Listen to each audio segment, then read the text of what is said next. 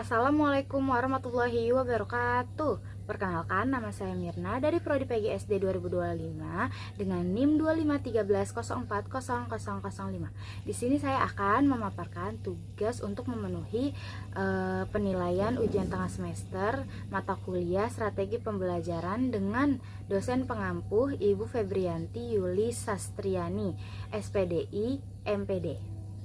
Nah, sekarang kita bakal bahas pengertian motivasi belajar. Motivasi belajar adalah dorongan hidup. Ini bisa datang dari dalam atau dari luar, yaitu dari dalam internal dan dari luar itu eksternal, yang menggerakkan seseorang untuk melakukan kegiatan belajar dengan mencapai sesuatu gitu. Kalau menurut Sardiman, motivasi adalah daya penggerak dari siswa untuk menimbulkan kegiatan belajar yang memberikan arah jelas pada semua kegiatan tersebut.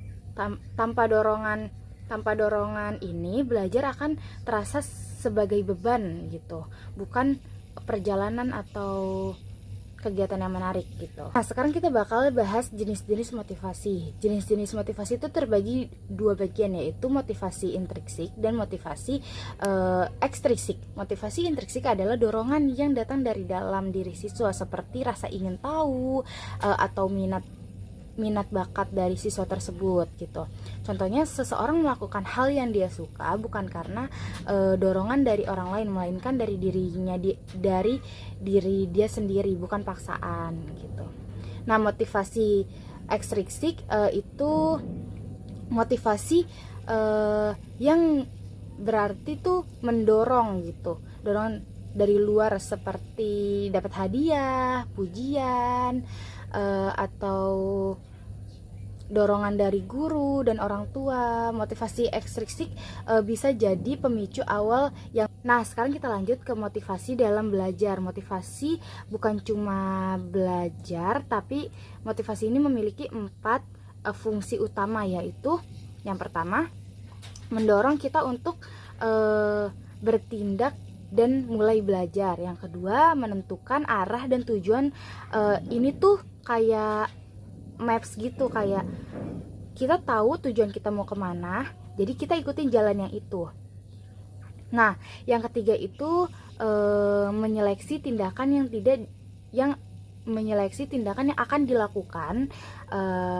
Nah, ini tuh untuk membentuk kita memilah dan memilih mana kegiatan yang mendukung belajar dan mana kegiatan yang tidak mendukung belajar gitu. Nah, yang keempat itu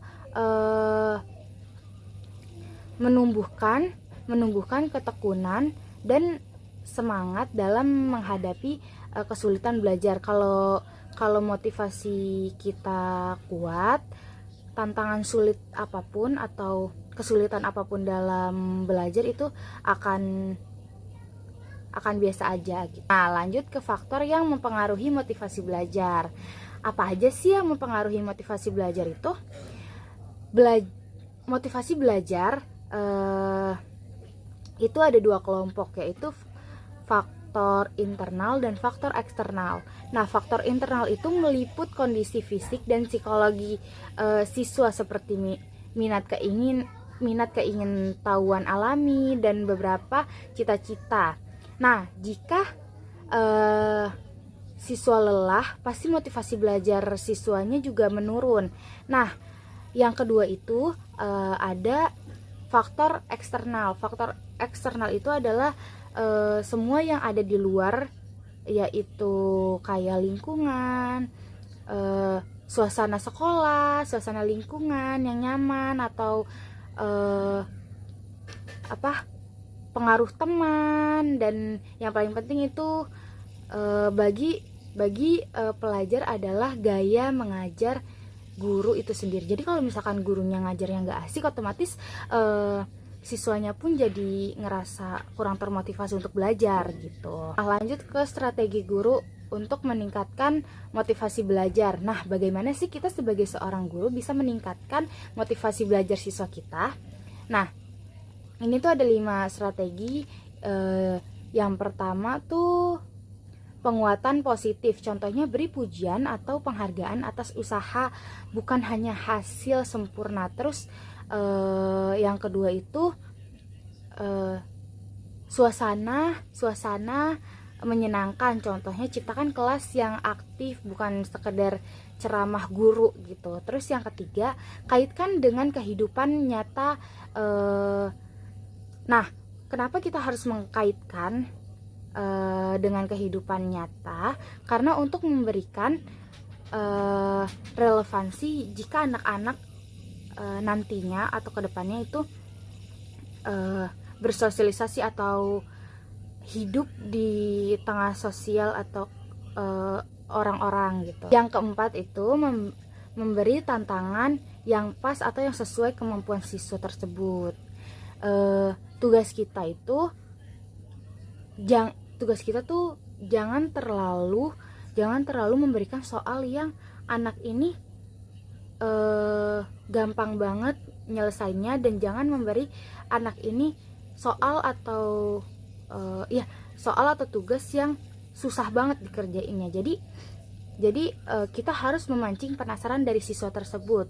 Nah, yang kelima itu memberikan umpan balik dan dorongan yang membangun siswa tersebut. Semisal kita mengingatkan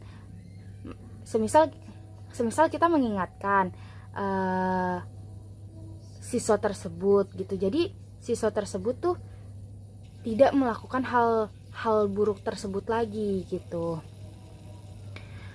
Jadi tugas kita tuh bukan hanya mengkritik, tapi mengingatkan hal-hal yang baik dan buruknya. Lanjut ke penerapan di kelas. Penerapan di kelasnya itu dengan cara guru memberi pujian atas usaha siswa, bukan hanya melihat hasil akhir siswa tersebut. Contohnya, semisal ada siswa yang mendapatkan nilai 70. Nah, kita sebagai guru harus memberikan pujian atas usaha siswa. Kita harus bilang kayak, wah, hasil kamu untuk hari ini lebih baik dari hasil yang kemarin loh.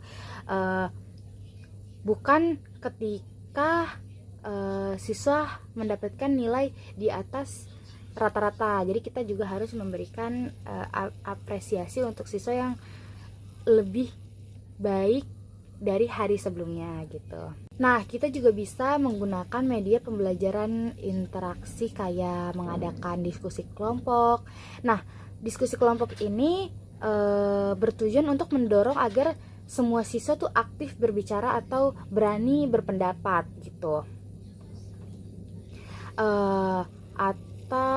Atau memberikan kesempatan bagi siswa untuk menilai tugas mereka sendiri. Intinya tuh kayak membuat siswa merasa berpartisipasi dalam memiliki proses belajarnya sendiri gitu.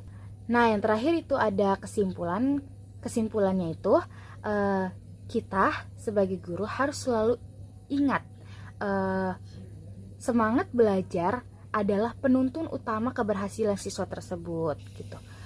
Peran guru ini sangat besar. Mereka yang bantu menumbuhkan motivasi siswa dengan cara mengajar, terus mendukung. Contohnya bikin suasana belajar jadi nyaman, efektif, dan menyenangkan gitu. Nah, karena sudah selesai presentasi dari saya, paparan dari saya, kurang lebihnya mohon maaf. Semoga apa yang saya sampaikan jelas. Sekian dari saya. Wassalamualaikum warahmatullahi wabarakatuh.